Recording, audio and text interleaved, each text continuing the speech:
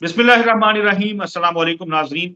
मारूफ astrologer, religious scholar और business consultant Mohammad Usama Ali साहब हमारे साथ मौजूद हैं। 8 अप्रैल गुजरे हुए चंद रोज ही हुए हैं। 8 अप्रैल को जो सूरज ग्रहण लगा था, ये सूरज ग्रहण पूरी दुनिया के अंदर बड़े मोहलक किस्म के असरात जो है वो छोड़ रहा है या लेके आया है।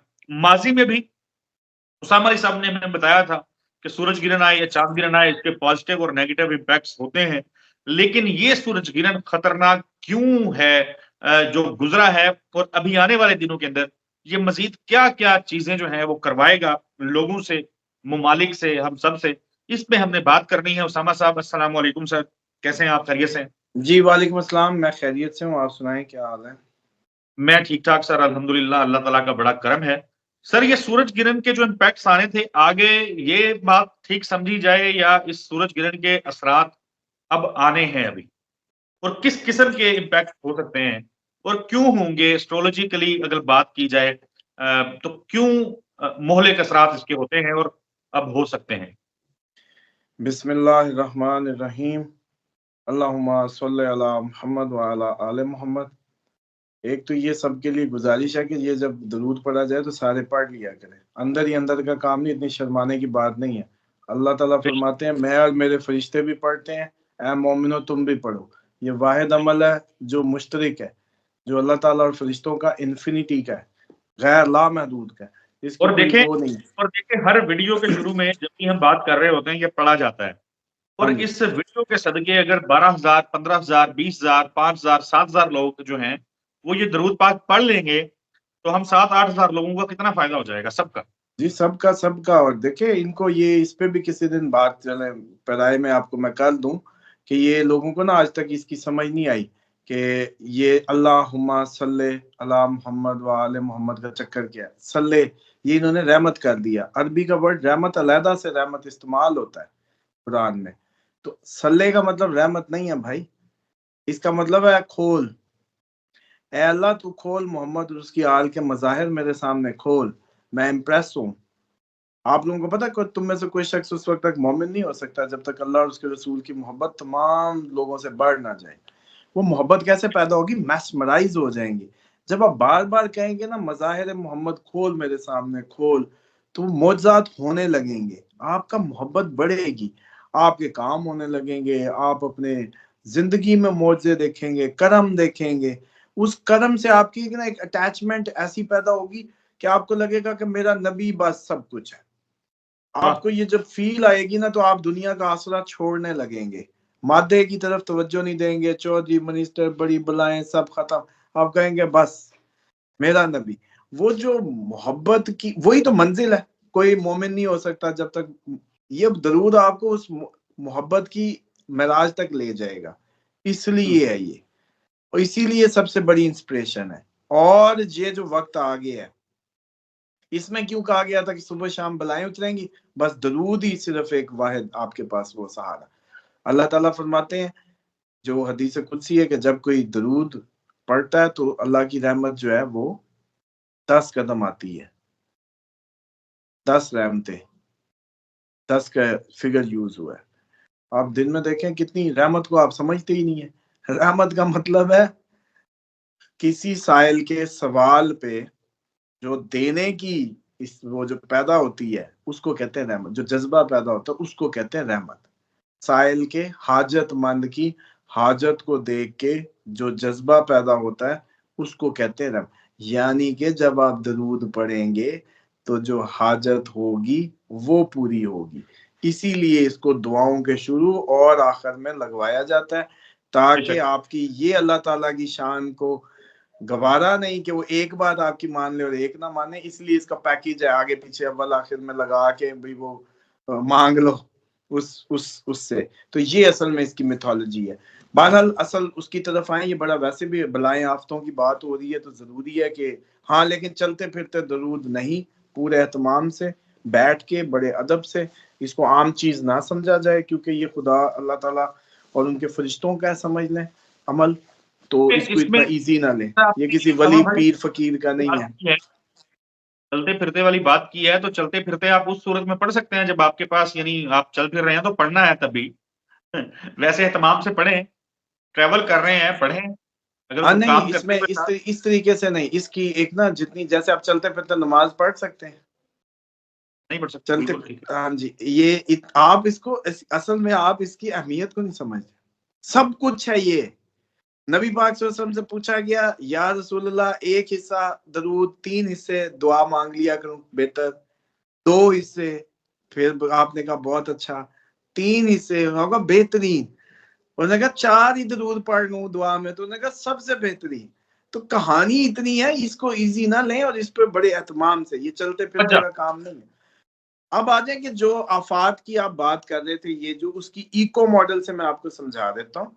जब अंधेरा होता सूरज है, सूरज किरण जो है बेसिकली उसके इम्पैक्ट्स क्या मुमकिन होंगे?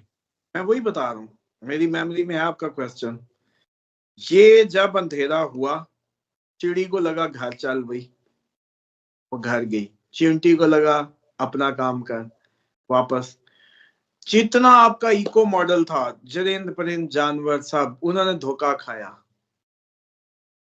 पहिया आगे पीछे हो गया। इतना डार्क था उन एरियाज में, इतना लंबा लगा कि पूरा आपका निजाम शमसी के तहत जो चरिंद परिंद ये वो सब डिस्टर्ब। और उन सब की अहमियत है आपकी जिंदगी में, आपको नहीं लगता ना? आप अपने अंदर ही इतने गुम है कि आपको ये चिड़ी की चहचहाहट की खैर का अंदाजा नहीं है। चिमटी जो जमीन का जहर खा रही है आपकी खातिर, वो चूस रही है, वरना जमीन खुद एक जहरीली थी। आपको उसका एहसास नहीं है। आपको ये एहसास नहीं है कि ये जानवर और ये सब, आप इनकी केयर नहीं कर रहे, लेकिन ये आपकी जिंदगी के लिए क्या कुछ कर रहे हैं। ये आपके जो रिसाइकलिंग का एक सिस्टम जो चला है, उसके लिए ये कितने फाल है, ये क्या कुछ कर रहे हैं। आपको ये एहसास नहीं है, जबकि ये सारा कुछ आपकी जिंदगी में बहुत बड़ा रोल प्ले कर रहा है। अब उनके साथ एकदम ये होता है कि उनको अंधेरा लगा, वो उसको समझते हैं। उनके पास अब आपके कंप्यूटर घड़ियां तो है नहीं, उन्होंने कहा ले भाई। कई तो वो उससे ही वहम में आ जाएंगे कि यार ये बनी गया, फिर अचानक निकलेगा, फिर अचानक होगा, खत्म होगा। तो ये तो है सिर्फ जो मेजर आपके डिजास्टर की जो एक रीजन है, आपका पूरा इको मॉडल हिल जाता है। ये इतने सालों बाद जब आता है तो इतना उसने हिलाना है, जिस वजह से ये सारा। तीसरी आपकी जो दूसरी या तीसरी कह लें इसके साथ, वो ये होते हैं कि जो आपके बुखारात बन रहे थे, जो आपके अचानक बादल थे, वो अध विच ही रह गए। जिसने अभी कल बरसना था वो आज जी ठंडा हो गया अचानक। उसने अलहदा से एनर्जीज कैरी की। वो पानी उठाया था सूरज पे, तपिश पे बुखारात बने थे, वो बुखारात अभी ऊपर ही थे, वो अध विचाले गए। आप जरा इसको फैलाते जाए, आपको समझ आएगी कि ये जो आप लोगों को समझ नहीं आ रही ना कि ये इतना क्यों। आप लोगों ने तो हर चीज वो उसी में मिट्टी की हुई है ना, पीरों बाबों को सुन सुन के पाकिस्तानी। अब तो मैंने जब देखे ओपनली कहा है कि आप पाकिस्तानी हैं, आप दुनिया के किसी भी मजहब से आपको इस्लाम का कंपैरिजन लेना है, बात करनी है, हाजिर। आपको कोई बात प्रैक्टिकली समझनी है, बायोलॉजिकली समझनी है, समझाने को हाजिर। आप लोग अब इतने अपने आप को कम्प्लेक्सेस में ना रहे। हम लोगों पे अगर जिम्मेदारी आनी है तो कुदरत इंतजाम भी कर रही है। तो इसलिए ये अब जैसे मैं समझा रहा हूँ, आपको समझ आती जा रही है। बेशक, तो बिल्कुल अब जबरदस्त। जब वो बादल अधूरा अधूरा कहीं और जाके बरसना था, वो पहले बरसेगा। जो एक्टिविटी बाद में होनी थी वो पहले होगी। ये पूरा एक साइकिल है जो डिस्टर्ब हुआ है। और इसके हम्म असरात आपको मजीद 1.5 माह तक, इसकी जो मैक्सिमम शिद्दत 1.5 से 2 माह तक पॉसिबल है। क्योंकि पूरा निजाम था सर, और पूरा निजाम हिला। वो कोई अपने घर नहीं पहुंची किसी। ये आप बचपन में कहानी, पता नहीं अब मेरे अब बात करते करते याद आ रही है कि एक फाख्ता बैठी थी, एक तीर वाला था, फिर नीचे कोई सांप था, फिर कोई कुत्ता था, उसने उसको काटा, उसने उसको किया, वो हाथ हिला, वो उधर लगा, वो उसको लगा। पूरा एक कहानी में ना सीक्वल था। ये सेम एज इट इज आपकी जिंदगी में होता है कि ये पूरा सीक्वल डिस्टर्ब हो जाएगा। अब और आ जाए जो पाइसिस, सॉरी, जो वर्गो वाला, पहले ही चांद गिरन। पाइसिस और वर्गो दो थे जो बहुत ज्यादा पहले इसके इफेक्टिव थे। सेम टाइम पे अब ये लगा जैसे सूरज गिरन, तो उनके जो जिंदगी के हालात हैं, ये चीजें उनकी तो एकदम जिंदगी और मायूसी में और बस पता नहीं क्या हो गया, मैं मार ही जाऊंगा, इस तरह के ख्यालात, या कुछ और भी खेल सकते हैं। तो एनी हाउ, तो ये जो सारी सिचुएशन है ये आम नहीं है। उस दिन अगर वो कोई उससे लड़ पड़ा तो वो तो इस दिन ही हालत में वो सोचेगा कि यार मैं तो अब जिंदगी खत्म है, चलो मारो तो मार ही दो, कहानी फिर 2 नस्लों के तक चली जाए बेशक। आप जरा सोचें तो सही, आपका एक इस तरीके की जेर असर आ जाना सोच का, कहानी खत्म। चलो, तो आप कितने कितने एक्सट्रीम पे होंगे, मरो या मार दो, या बेशक। आपका गैरत का मौका हो तो उस दिन आपका इसने वो मूड डिसऑर्डर में वैसे ही आपको एक्सक्यूज कर तो दिया, समझ साहब, अगर इसको आप हम लेट जाएंगे। समझ साहब इसको अगर हम कंक्लूड करें तो सीधा सीधा को 2-4 पॉइंट्स बता दें कि इन इन जैसे लोगों को कंसर्न है कि हमने ज़लज़ले के ऊपर भी वीडियो की थी, ज़लज़ले आ जाएंगे, इससे ज्यादा बढ़ेंगे, इससे जंगों के खदशात बढ़ जाते हैं।